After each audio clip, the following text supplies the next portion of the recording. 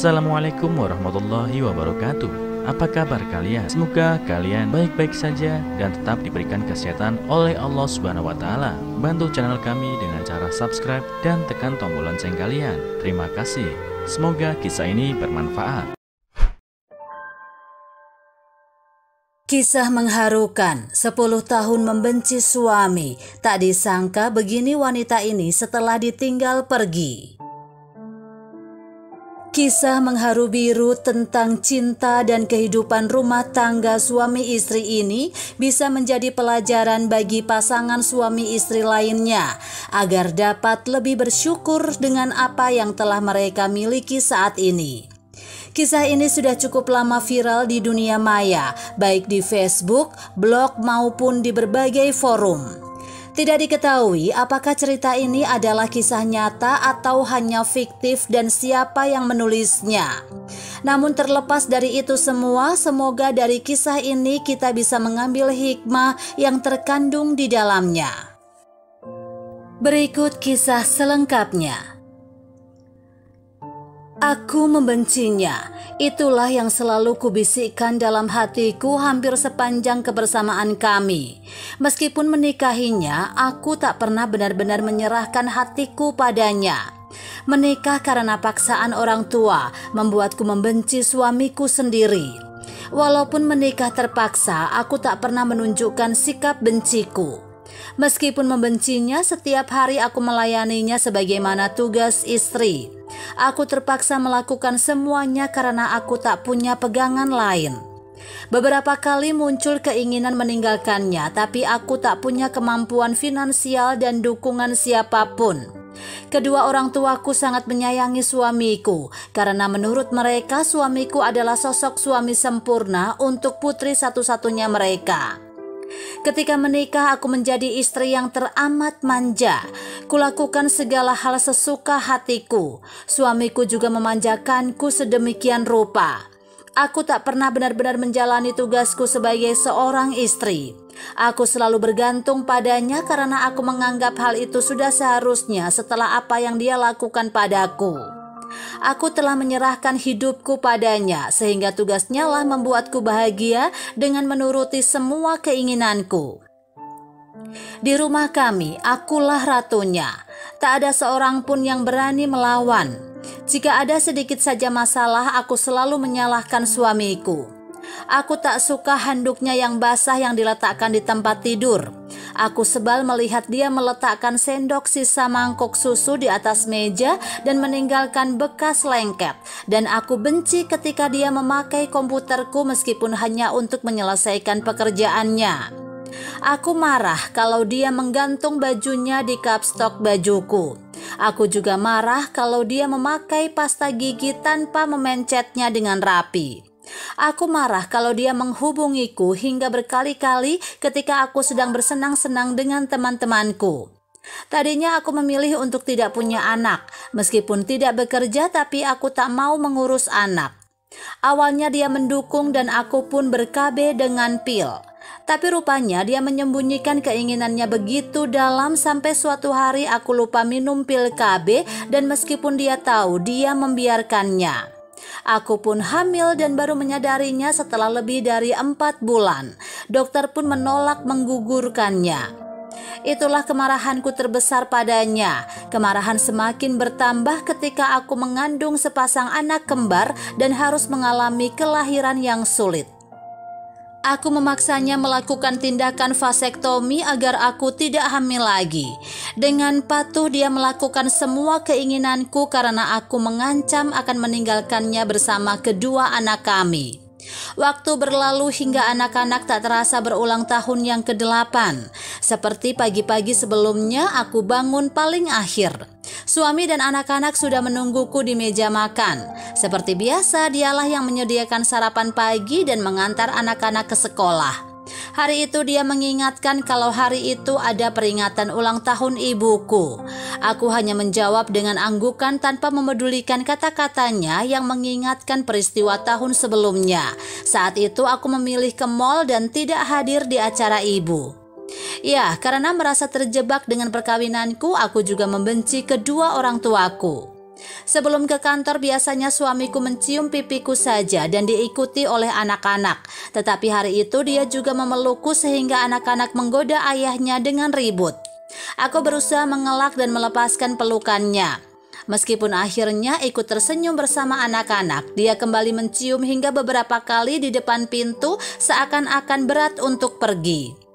Ketika mereka pergi, aku pun memutuskan untuk ke salon. Menghabiskan waktu ke salon adalah hobiku. Aku tiba di salon langgananku beberapa jam kemudian. Di salon aku bertemu salah satu temanku sekaligus orang yang tidak kusukai. Kami mengobrol dengan asik termasuk saling memamerkan kegiatan kami. Tiba waktunya aku harus membayar tagihan salon. Namun betapa terkejutnya aku ketika menyadari bahwa dompetku tertinggal di rumah. Meskipun merogoh tasku hingga bagian terdalam, aku tak menemukannya di dalam tas. Sambil berusaha mengingat-ingat apa yang terjadi hingga dompetku tak bisa kutemukan, aku menelpon suamiku dan bertanya, "Maaf sayang, kemarin Farhan meminta uang jajan dan aku tak punya uang kecil, maka aku ambil dari dompetmu. Aku lupa menaruhnya kembali ke tasmu. Kalau tidak salah, aku letakkan di atas meja kerjaku," katanya menjelaskannya dengan lembut. Dengan marah aku mengomelnya dengan kasar. Ku tutup telepon tanpa menunggunya selesai bicara. Tak lama kemudian handphoneku kembali berbunyi dan meski masih kesal, aku pun mengangkatnya dengan setengah membentak. "Apalagi? Sayang, aku pulang sekarang. Aku akan ambil dompet dan mengantarnya padamu." "Sayang, sekarang ada di mana?" tanya suamiku cepat. Khawatir aku menutup teleponnya kembali. Aku menyebut nama salonku dan tanpa menunggu jawabannya lagi, aku kembali menutup telepon. Aku berbicara dengan kasir dan mengatakan bahwa suamiku akan datang membayar tagihanku. Si empunya salon yang sahabatku sebenarnya sudah membolehkanku pergi dan mengatakan aku bisa membayarnya nanti kalau aku kembali lagi. Tapi rasa malu karena musuhku juga ikut mendengarku ketinggalan dompet membuatku gengsi untuk berhutang dulu. Hujan turun ketika aku melihat keluar dan berharap mobil suamiku segera sampai. Menit berlalu menjadi jam. Aku semakin tidak sabar sehingga mulai menghubungi handphone suamiku. Tak ada jawaban meskipun sudah berkali-kali ku telepon. Padahal biasanya hanya 2 kali berdering teleponku sudah langsung diangkatnya. Aku mulai merasa tidak enak dan marah. Teleponku diangkat setelah beberapa kali mencoba. Ketika suara bentakanku belum lagi keluar, terdengar suara asing menjawab telepon suamiku. Aku terdiam beberapa saat sebelum suara lelaki asing itu memperkenalkan diri. "Selamat siang ibu, apakah ibu istri dari Bapak Armandi?" Ku jawab pertanyaan itu segera. Lelaki asing itu ternyata seorang polisi. Dia memberitahu bahwa suamiku mengalami kecelakaan dan saat ini dia sedang dibawa ke rumah sakit kepolisian. Saat itu aku hanya terdiam dan hanya menjawab terima kasih. Ketika telepon ditutup, aku berjongkok dengan bingung. Tanganku menggenggam erat handphone yang kupegang dan beberapa pegawai salon mendekatiku dengan sikap bertanya ada apa hingga wajahku menjadi pucat seputih kapas. Entah bagaimana akhirnya aku sampai di rumah sakit. Entah bagaimana juga tahu-tahu seluruh keluarga hadir di sana menyusulku. Aku yang hanya diam 1000 bahasa menunggu suamiku di depan ruang gawat darurat. Aku tak tahu harus melakukan apa karena selama ini dialah yang melakukan segalanya untukku. Ketika akhirnya setelah menunggu beberapa jam, tepat ketika kumandang azan maghrib terdengar seorang dokter keluar dan menyampaikan berita itu. Suamiku telah tiada. Dia pergi bukan karena kecelakaan itu sendiri. Serangan stroke-lah yang menyebabkan kematiannya. Selesai mendengar kenyataan itu, aku malah sibuk menguatkan kedua orang tuaku dan orang tuanya yang syok. Sama sekali tak ada air mata setetes pun keluar dari kedua mataku. Aku sibuk menenangkan ayah, ibu, dan mertuaku. Anak-anak yang terpukul memelukku dengan erat tetapi kesedihan mereka sama sekali tak mampu membuatku menangis. Ketika jenazah dibawa ke rumah dan aku duduk di hadapannya, aku termangu menatap wajah itu. Kusadari baru kali inilah aku benar-benar menatap wajahnya yang tampak tertidur pulas. Kudekati wajahnya dan kupegangi dengan seksama. Saat itulah dadaku menjadi sesak teringat apa yang telah dia berikan padaku selama 10 tahun kebersamaan kami. Kusentuh perlahan wajahnya yang telah dingin dan kusadari inilah kali pertama kali aku menyentuh wajahnya yang dulu selalu dihiasi senyum hangat. Air mata merebak di mataku, mengaburkan pandanganku. Aku terkesiap berusaha mengusap agar air matanya tak menghalangi tatapan terakhirku padanya. Aku ingin mengingat semua bagian wajahnya agar kenangan manis tentang suamiku tak berakhir begitu saja. Tapi bukannya berhenti, air mataku semakin deras membanjiri kedua pipiku. Peringatan dari imam masjid yang mengatur prosesi pemakaman tidak mampu membuatku berhenti menangis. Aku berusaha menahannya, tapi dadaku sesak mengingat apa yang telah kuperbuat padanya terakhir kali kami berbicara. Aku teringat betapa aku tak pernah memperhatikan kesehatannya. Aku hampir tak pernah mengatur makanannya. Padahal dia selalu mengatur apa yang kumakan. Dia memperhatikan vitamin dan obat yang harus kukonsumsi terutama ketika mengandung dan setelah melahirkan. Dia tak pernah absen mengingatkanku makan teratur, bahkan terkadang menyuapiku kalau aku sedang malas makan. Aku tak pernah tahu apa yang dia makan karena aku tak pernah bertanya. Bahkan aku tak tahu apa yang dia sukai dan tidak disukai. Hampir seluruh keluarga tahu bahwa suamiku adalah penggemar mie instan dan kopi kental. Dadaku sesak mendengarnya karena aku tahu ia mungkin terpaksa makan mie instan karena aku hampir tak pernah memasak untuknya. Aku hanya memasak untuk anak-anak dan diriku sendiri. Aku tak peduli dia sudah makan atau belum ketika pulang kerja. Dia bisa makan masakanku hanya kalau bersisa. Dia pun pulang larut malam setiap hari karena dari kantor cukup jauh dari rumah. Aku tak pernah mau menanggapi permintaannya untuk pindah lebih dekat ke kantornya karena tak mau jauh-jauh dari tempat tinggal teman-temanku. Saat pemakaman aku tak mampu menahan diri lagi. Aku pingsan ketika melihat tubuhnya hilang bersamaan onggokan tanah yang menimbun. Aku tak tahu apapun sampai terbangun di tempat tidur besarku. Aku terbangun dengan rasa sesal memenuhi rongga dadaku. Keluarga besarku membujukku dengan sia-sia karena mereka tak pernah tahu mengapa aku begitu terluka kehilangan dirinya. Hari-hari yang kujalani setelah kepergiannya bukanlah kebebasan seperti yang selama ini kuinginkan, tetapi aku malah terjebak di dalam keinginan untuk bersamanya. Di hari-hari awal kepergiannya, aku duduk termangu memandang piring kosong. Ayah, ibu, dan ibu mertuaku membujukku makan. Tetapi yang kuingat hanyalah saat suamiku membujukku makan kalau aku sedang mengambek dulu. Ketika aku lupa membawa handuk saat mandi, aku berteriak memanggilnya seperti biasa dan ketika malah ibuku yang datang.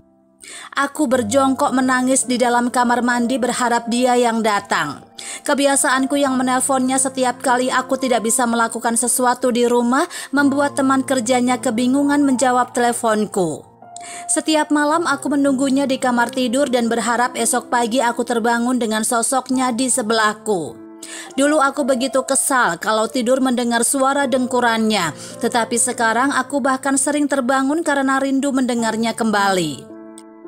Dulu aku kesal karena dia sering berantakan di kamar tidur kami, tetapi kini aku merasa kamar tidur kami terasa kosong dan hampa. Dulu aku begitu kesal jika dia melakukan pekerjaan dan meninggalkannya di laptopku tanpa melog out. Sekarang aku memandangi komputer, mengusap tools-toolsnya berharap bekas jari-jarinya masih tertinggal di sana. Dulu aku paling tidak suka dia membuat kopi tanpa alas piring di meja. Sekarang bekasnya yang tersisa di sarapan pagi terakhirnya pun tidak mau kuhapus. Remote televisi yang biasa disembunyikannya sekarang dengan mudah kutemukan, meski aku berharap bisa mengganti kehilangannya dengan kehilangan remote. Semua kebodohan itu kulakukan karena aku baru menyadari bahwa dia mencintaiku dan aku sudah terkena panah cintanya. Aku juga marah pada diriku sendiri. Aku marah karena semua kelihatan normal meskipun dia sudah tidak ada. Aku marah karena baju-bajunya masih di sana meninggalkan baunya yang membuatku rindu. Aku marah karena tak bisa menghentikan semua penyesalanku. Aku marah karena tak ada lagi yang membujukku agar tenang. Tak ada lagi yang mengingatkanku sholat meskipun kini kulakukan dengan ikhlas. Aku sholat karena aku ingin meminta maaf pada Allah karena menyia-nyiakan suami yang dianugerahi padaku, meminta ampun karena telah menjadi istri yang tidak baik pada suami yang begitu sempurna. Sholatlah yang mampu menghapus dukaku sedikit demi sedikit. Cinta Allah padaku ditunjukkannya dengan begitu banyak perhatian dari keluarga untukku dan anak-anak. Teman-temanku yang selama ini ku bela-bela hampir tak pernah menunjukkan batang hidung mereka setelah kepergian suamiku. 40 hari setelah kematiannya, keluarga mengingatkanku untuk bangkit dari keterpurukan. Ada 2 anak yang menungguku dan harus kuhidupi. Kembali rasa bingung merasukiku. Selama ini aku tahu beres dan tak pernah bekerja. Semua dilakukan suamiku. Berapa besar pendapatannya selama ini aku tak peduli. Yang kupedulikan hanya jumlah rupiah yang dia transfer ke rekeningku untuk kupakai untuk keperluan pribadi, dan setiap bulan uang itu hampir tak pernah bersisa. Dari kantor tempatnya bekerja, aku memperoleh gaji terakhir beserta kompensasi bonusnya. Ketika melihatnya, aku terdiam tak menyangka. Ternyata seluruh gajinya ditransfer ke rekeningku selama ini. Padahal aku tak pernah sedikit pun menggunakan untuk keperluan rumah tangga. Entah dari mana dia memperoleh uang lain untuk memenuhi kebutuhan rumah tangga, karena aku tak pernah bertanya sekalipun soal itu.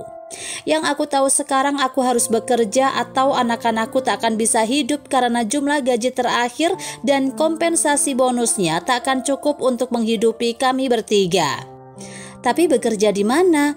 Aku hampir tak pernah punya pengalaman sama sekali. Semuanya selalu diatur oleh dia.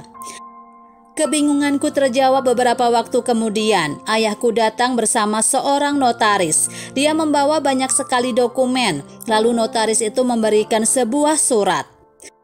Surat pernyataan suami bahwa dia mewariskan seluruh kekayaannya padaku dan anak-anak. Dia menyertai ibunya dalam surat tersebut, tapi yang membuatku tak mampu berkata apapun adalah isi suratnya untukku. Istriku Liliana tersayang, maaf karena harus meninggalkanmu terlebih dahulu sayang. Maaf karena harus membuatmu bertanggung jawab mengurus segalanya sendiri. Maaf karena aku tak bisa memberimu cinta dan kasih sayang lagi. Allah memberiku waktu yang terlalu singkat karena mencintaimu dan anak-anak adalah hal terbaik yang pernah kulakukan untukmu. Seandainya aku bisa, aku ingin mendampingi sayang selamanya. Tetapi aku tak mau kalian kehilangan kasih sayangku begitu saja. Selama ini aku telah menabung sedikit demi sedikit untuk kehidupan kalian nanti. Aku tak ingin sayang susah setelah aku pergi. Tak banyak yang bisa kuberikan, tetapi aku berharap sayang bisa memanfaatkannya untuk membesarkan dan mendidik anak-anak. Lakukan yang terbaik untuk mereka ya sayang. Jangan menangis, sayangku yang manja. Lakukan banyak hal untuk membuat hidupmu yang terbuang percuma selama ini. Aku memberi kebebasan padamu untuk mewujudkan mimpi-mimpi yang tak sempat kulakukan selama ini. Maafkan kalau aku menyusahkanmu, dan semoga Tuhan memberimu jodoh yang lebih baik dariku. Teruntuk Farah, putriku tercinta. Maafkan karena ayah tak bisa mendampingimu. Jadilah istri yang baik seperti ibu, dan Farhan kesatria pelindungku. Jagalah ibu dan Farah.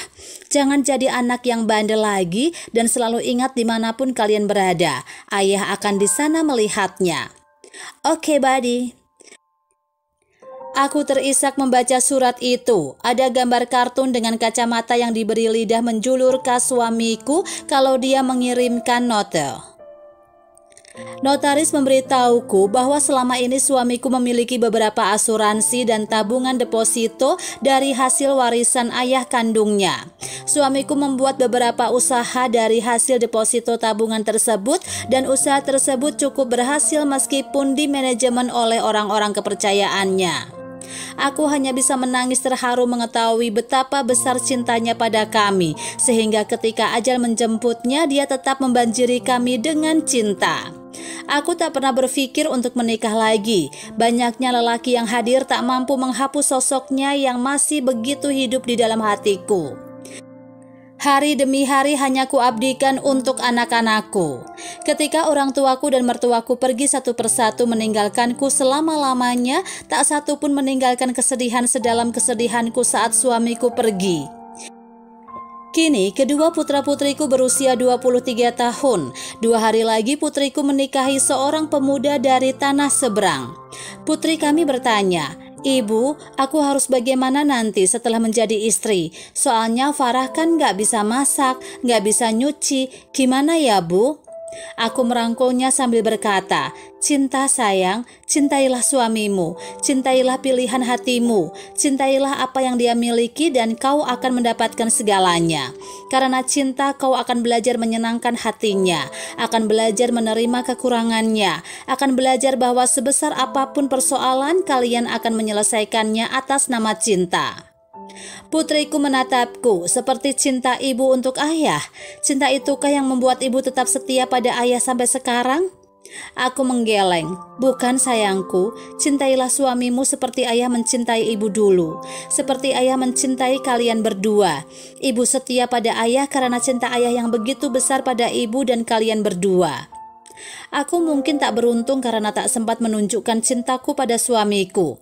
Aku menghabiskan 10 tahun untuk membencinya, tetapi menghabiskan hampir sepanjang sisa hidupku untuk mencintainya. Aku bebas darinya karena kematian, tapi aku tak pernah bisa bebas dari cintanya yang begitu tulus.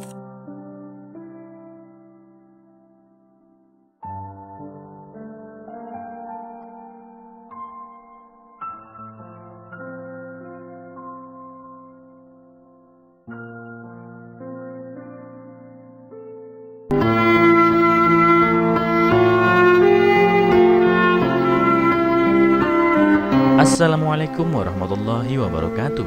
Apa kabar kalian? Semoga kalian baik-baik saja dan tetap diberikan kesehatan oleh Allah Subhanahu wa Ta'ala. Bantu channel kami dengan cara subscribe dan tekan tombol lonceng kalian. Terima kasih.